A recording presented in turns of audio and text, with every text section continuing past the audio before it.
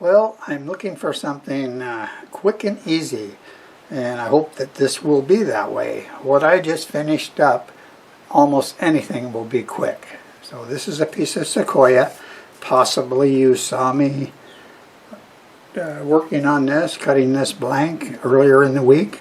It is a little over 6 inches long, and it's oblong, so it's 7 in one place. But I centered it to try to save the heartwood because I really want to get down to it. That might be a challenge because it's a long ways down. I'll tell you more about it once we get going, but I'm going to start out with my 1¼ inch roughing gouge, spindle roughing gouge. We're going to have for RPM, so let's test it out. That's the bark, really loose bark. I think for now we're going to do about 7¼ 725 RPM.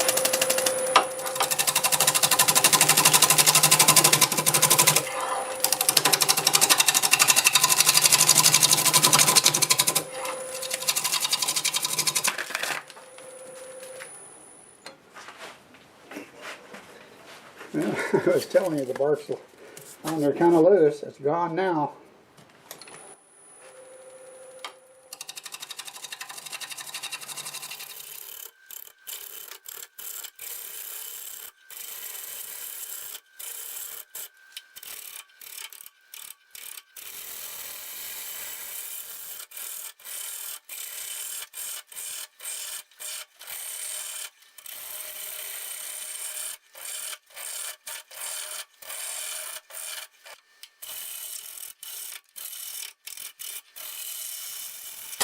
There we go.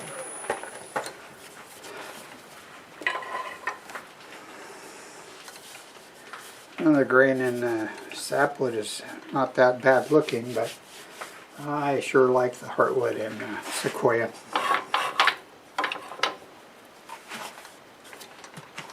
Switch into a smaller roughing gouge.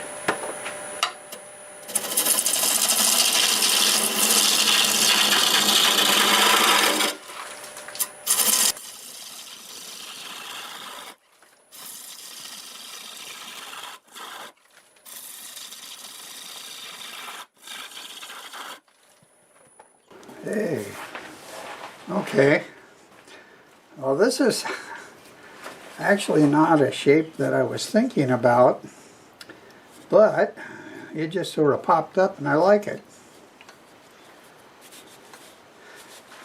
That kind of means we're not going to hit heartwood up here, so I need to get as much as I can down in there. So let's take a little off of this.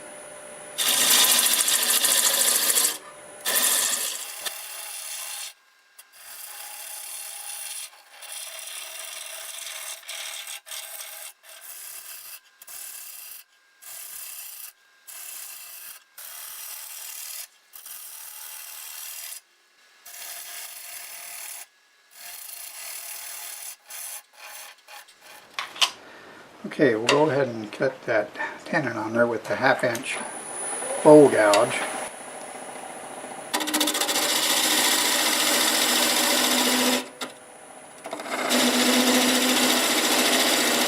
I'm going to make that as long as I can, just because this is end grain.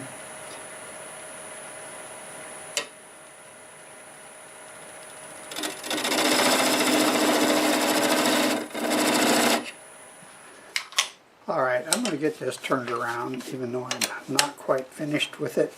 It feels a little damp. It really wasn't all that long ago that I got it, after I think about it. I got other wood from him a few years ago, but I don't think this was that long ago. So we'll see if we can get through this. Just need to get some of that material out of the way. That's my faceplate ring. I need to remove that. It's not a store-bought one. I made it. Based on what I'm seeing here and feeling, I think I'll get this drilled out because I am concerned about something going haywire, like cracking.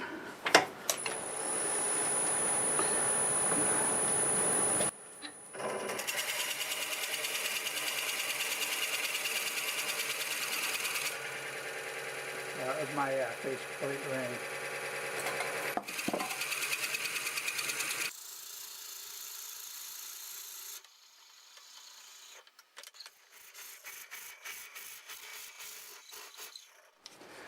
Alright, I'll be using my 3D printed cone, one of them, just to stabilize this thing. I'll finish turning the outside and then we'll hollow the inside.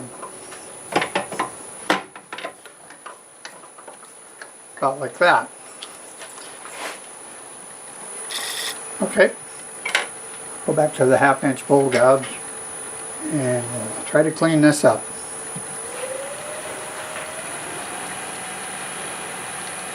At 1,000 RPM.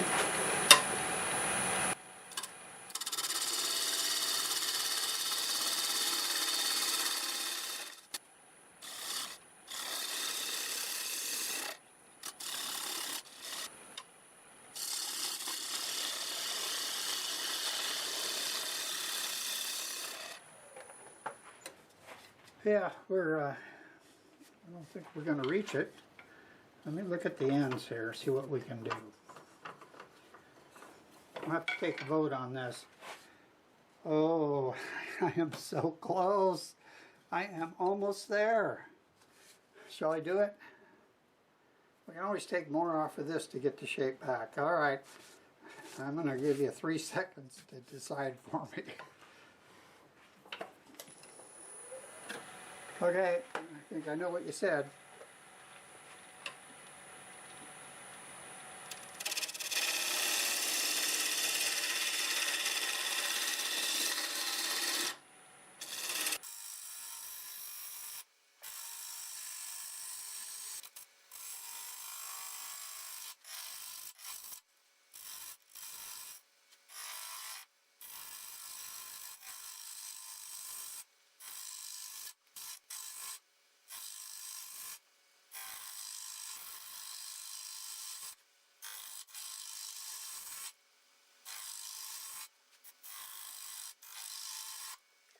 It wasn't really my plan, but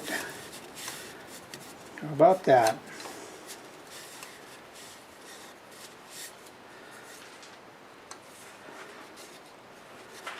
I have to take some of that off. It's way too sharp.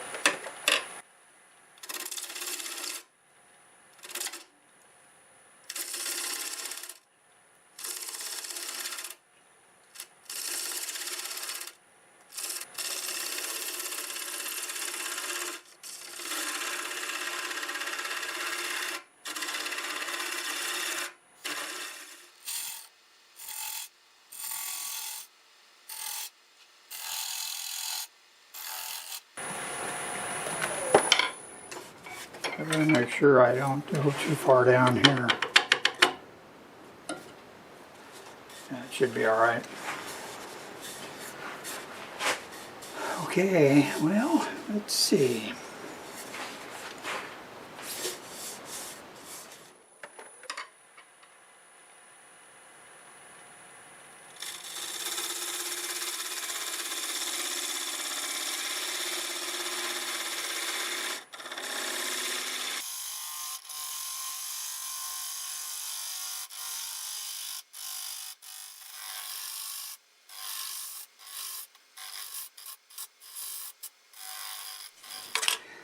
Alright, so for what I've drilled down in here, that's about 3/8, but it's still on a taper. And then up here, it's about 3/4. So I think I'll use this hollowing tool that I have here, and we'll start taking some of that away. And honestly, I think I better do this with the lathe running in reverse. I see I've got a crack here. I was worried about that. Oh gosh. I wasn't fast enough. Let me patch that up. So I can see the crack is trying to go all the way down to the bottom. It was sort of something that was built into this piece of wood. I'm going to use some gap filling, try to get that stopped.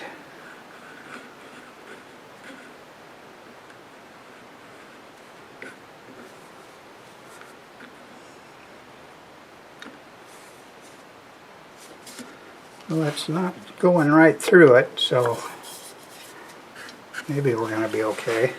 I'll hit it with some accelerator.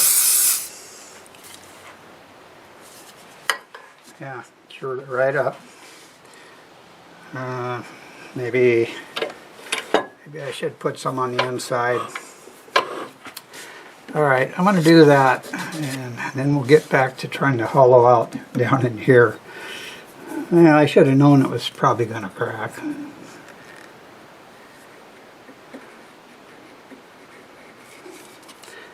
I don't care if it's cracked all that much, as long as it doesn't fall apart.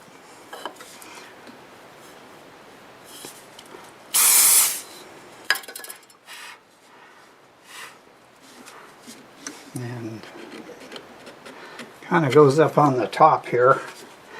I plan on cutting that back away, so why don't we do that right now before I put the lathe in reverse and turn out some of that.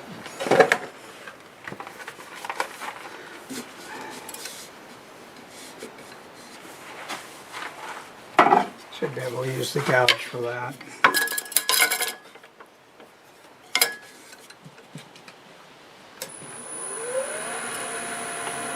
Still running nice and true.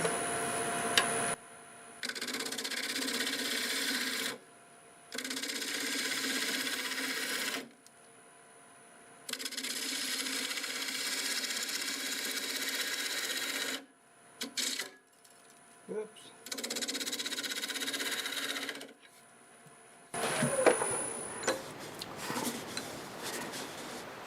Okay. That's enough for now. I need to get some of this out of here. Alright, I have the lathe in reverse and we're spinning about 800 RPM. I put a mark in there to know where I should start, and I can barely see it.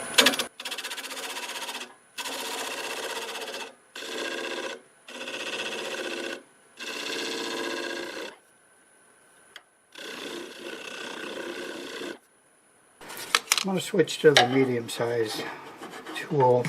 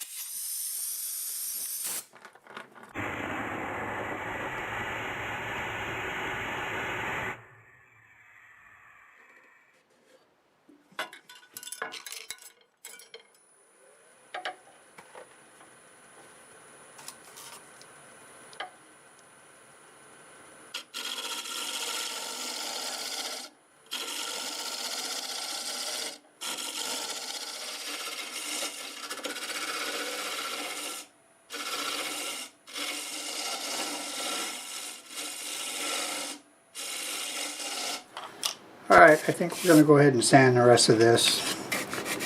I got rid of the shavings off the bed of my lathe. They sort of felt damp. It's not like they were soaking wet. I think the hardest part is cleaning up that CA glue. But we'll do it. I'll have the lathe running backwards in reverse. And this is small diameter so you can spin faster. That feels good there, about 550. And we'll just sand that up. I'm going to do the same thing on the inside, but you won't be able to see anything. And of course I'll run the lathe forward. So let's get this all sanded up. And I guess I better put a finish on it, and then we have to remove that tenon off of there. So I'll be back when it's time to get a finish on it. And that'll be after I have it sanded to 400.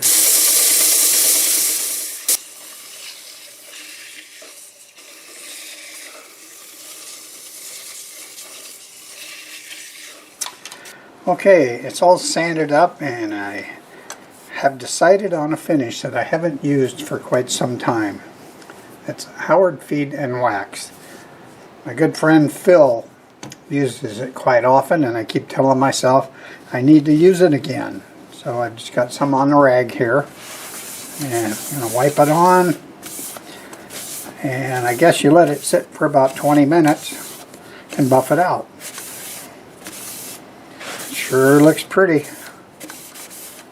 That might be a good choice. Oh yeah, that ended up in a really pretty piece of wood. And we'll get down on the inside and get some in there. And I'll come back in maybe a half an hour and we'll buff it out.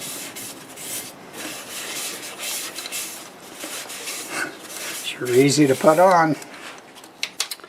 Alright, I've got it all polished out. It feels real smooth.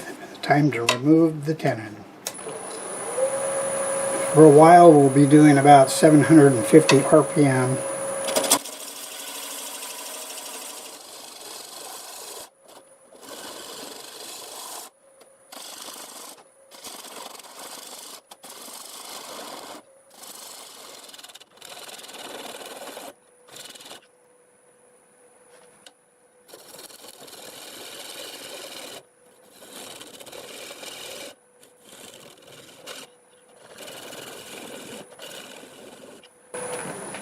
Alright, I've cupped this out just because the bottom was fairly thick.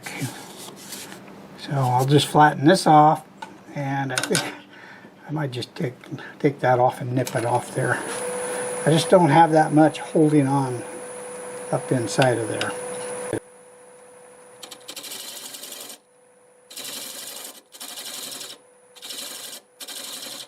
Okay. Maybe a little bit more. Yeah. And that's why we wanted to stop. It broke off. And I knew it would. But no damage. Okay. Let me get this all sanded up. I'm pretty excited about taking it inside. So this didn't come out exactly like what I thought I was going to make, and that's because I was chasing the heartwood, because that is the beauty in Sequoia, and here it is. I kept turning. I found some at the base because of the taper, and I thought, you know what, let's just start cutting and see what we end up with. So just chasing that beautiful heartwood, I ended up with this shape, and I'm pretty happy with it. It's 5.5 inches tall. It's 3.5 inches at the widest, right about here. And the walls are pretty thin. It's about 1/8 of an inch all the way down to maybe right here. And I left it a little thicker down there, just to size an area for maybe a glass to fit in there for flowers. So I'm going to show you a picture of where this piece came from. We have a friend that has a tree cutting service, and he called me up and he said, hey, I'm up there cutting the tree if you want to watch. And it's a huge Sequoia tree, and so I thought, yeah, let's drive out there. It's about 20 miles away. He was almost to the top, and I'll point that out in that picture that I show you, but wow, that's way too far for me to go. But anyways, this came from a branch that was way up there, so that's pretty special. Let me know what you think about this turning, because like I said, it was a lot of fun, but there's a lot of memories that go along with this piece of wood. So I sure hope you enjoyed the video. If you did like the video, do me a favor and click that like button. And while you're there, it would be great if you could share the video around. Those two things will really help my channel grow. Leave a comment. I read them all, and I do my best to answer them all. Thanks to all my subscribers. And if you're not, please consider doing so. I do a mix of all types of turnings. Some are simple and some are complex, so let me know your favorite. Thanks again, and until the next time, see you later.